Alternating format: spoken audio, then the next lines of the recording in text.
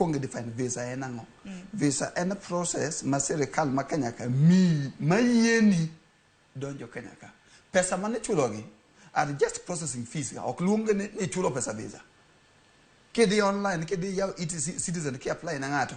Tiluongo ni processing fee. Kisa process fee $9 paka chiel. Ng'en tie $1 paka chiel mopo okondika. En tie $1 paka chiel miluongo ni processing fee. En ok ndike kaka. Koro inyalo process fee kato sirkal ma Kenya ka ne tamore chon kik timre nade. Kik donji.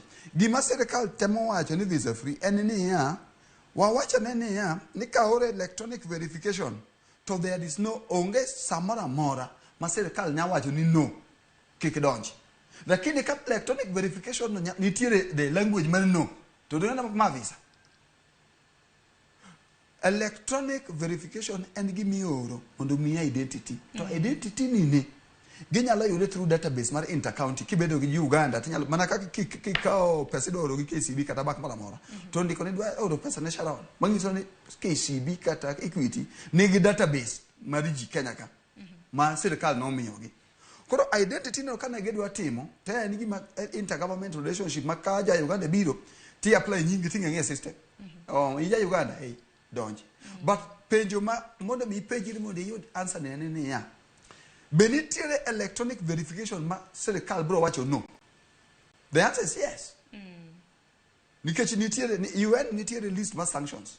Kedi UN nitiere list ma sanctions. Jok moko yieni gitimo go biashara, jok moko yieni bedo e achiel, jok moko yieni ginene engage go.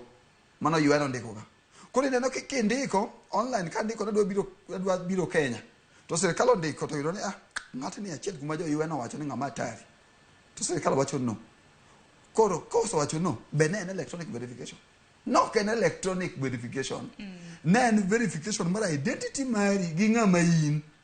Kato kisatimo mano koki mi visa idonjo Kenya ka. Otherwise can open border and walk out. Mane kisungu mar open border. To ma en mar visa. Nikech koro pogore nikech neno karam na Uganda ma bende no dal karam na dhogi odiochieng' manyoro ne giwacho karam na giywak matamre gi nono nikech giwacho ni ka ponono ni Uganda mawuok e pinje maoko dwa biro e pachoka maonge kod visa. Mano nyiso ni tong' koro oyaw. Samoro kaka jalonyo weche mag tudruok ahinya mag pinje maoko nyalo mana golo doke ito kotendre kod mano.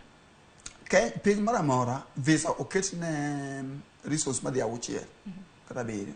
Mokwongo en gimiluongo ni security mar piny.